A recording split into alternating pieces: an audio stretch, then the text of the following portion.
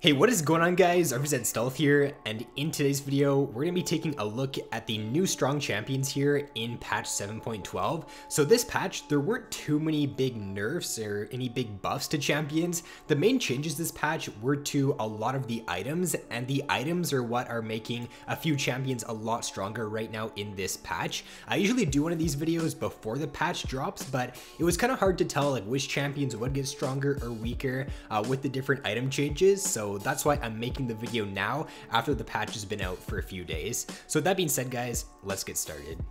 So the first set of champions here that have gotten a lot stronger in this patch are tanky supports. So champions like Blitzcrank, Thresh, Alistar, Leona, Sion, they're a lot better in this patch due to the recent item changes. So the first item that's making them stronger is Righteous Glory. Righteous Glory, if you pick it up on one of these tank supports in this patch, you have like a 60 or 65% win rate on some of these champions. The item is really strong right now. What they did to the item this patch is they added 10% CDR, which is obviously really nice for a support champion. They also added 30 armor onto it, and it just makes these support champions even tankier now because you are getting that 30 armor.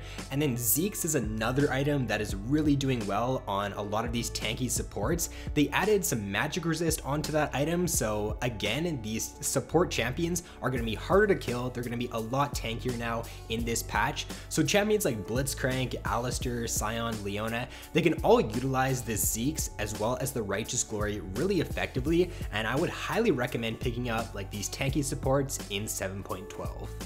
And then one more thing to note is that you should not be buying redemption now, at least I don't think, on these tanky supports. You want to get a locket later on into the game now on these tanky supports because they did change locket to where it's now going to give you a bigger shield based on how much bonus health you get. So locket is good on these tank supports now, but it's not as good on these squishy supports. And then redemption, it's not very good on tanky supports, but it is good on the heal and shield supports. And then one more thing about the support champions right now, it doesn't look like a lot of these heal and shield supports are doing as well in this patch. For example, Lulu, she's sitting down at like a 48% win rate. Karma's only got a 46% win rate in this patch, whereas champions like Blitzcrank and Thresh, they've got 53% win rates, 52% win rates. So these tanky supports are definitely looking to be a little bit stronger than the heal and shield supports in this patch due to the item changes.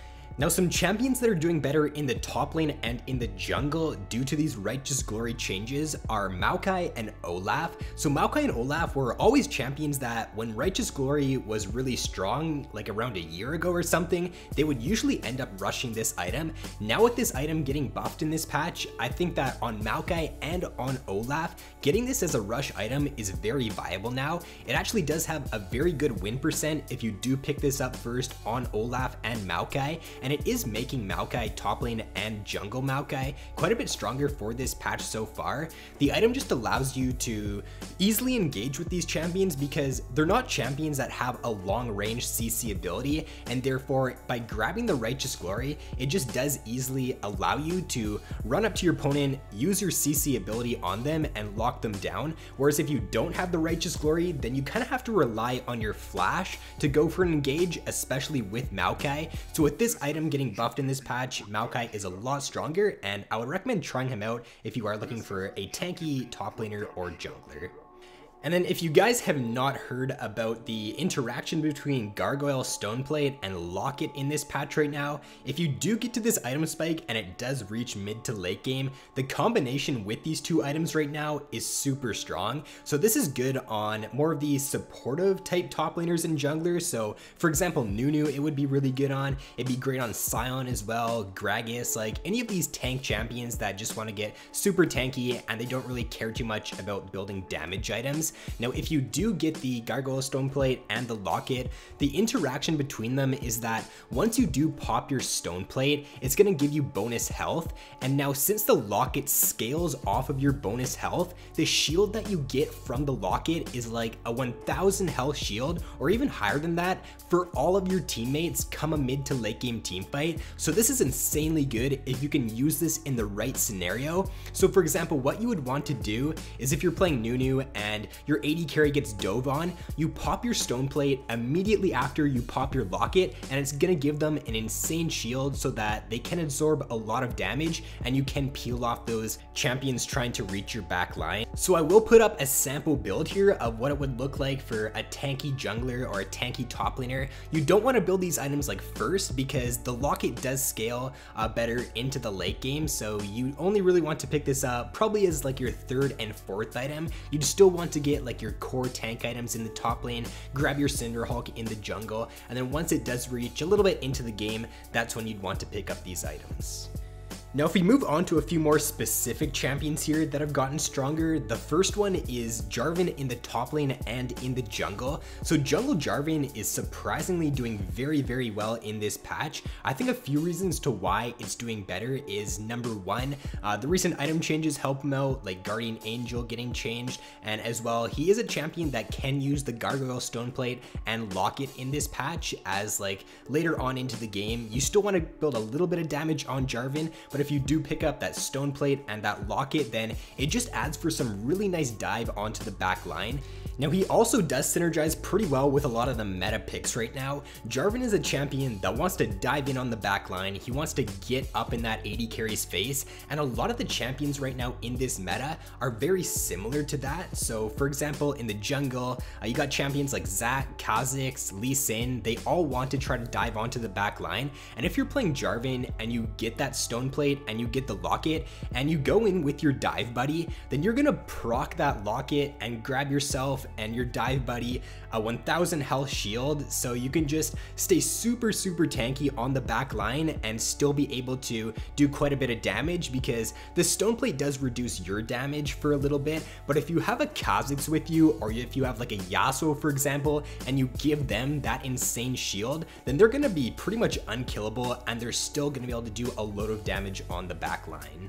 And then we are actually seeing quite a few immobile AD carries being played right now in the meta. We're not in the meta to where Ezreal has a 30% play rate anymore. We're not in the meta to where Lucian has a 40% play rate. We're in a meta right now to where Twitch is highly picked, Jhin is highly picked right now, Xayah, Draven. These immobile AD carries are very easy for Jarvan to feast on, because if they don't have their flash up, then they're probably just gonna die every single team fight due to your ultimate. And if you can just constantly dive on them and get onto them on the back line, then you're going to be very successful with Jarvan in this patch.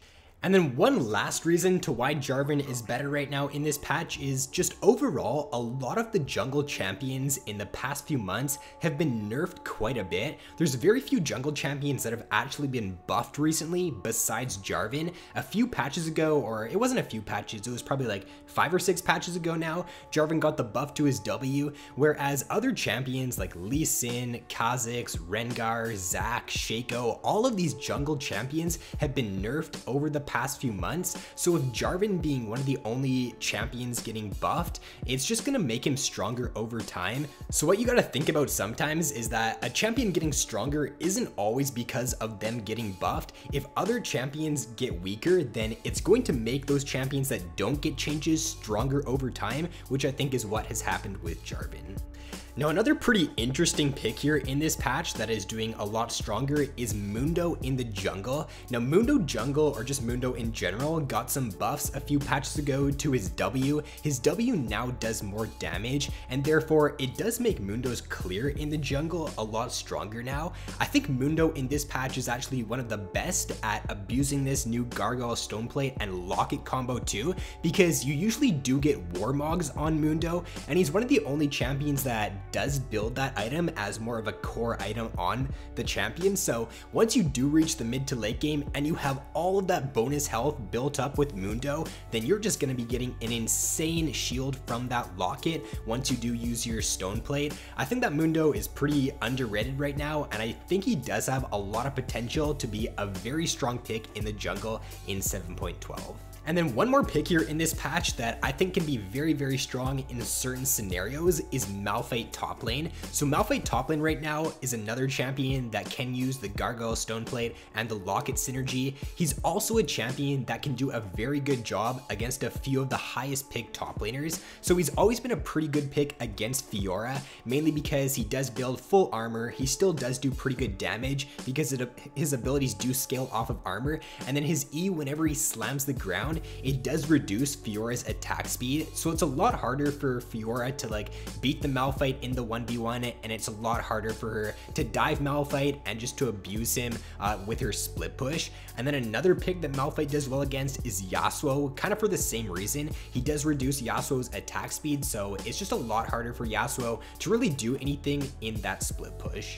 So that is going to be it for this video, guys. Those were the champions that so far in this patch I've found to be stronger, and they are much better picks right now in 7.12. If you do think I missed a certain champion or I didn't cover a certain champion in this video that you think is a lot stronger in this patch, then be sure to let me know down in the comments below. But with that being said, guys, thanks for watching, have an awesome day, and I'll see you in my next video.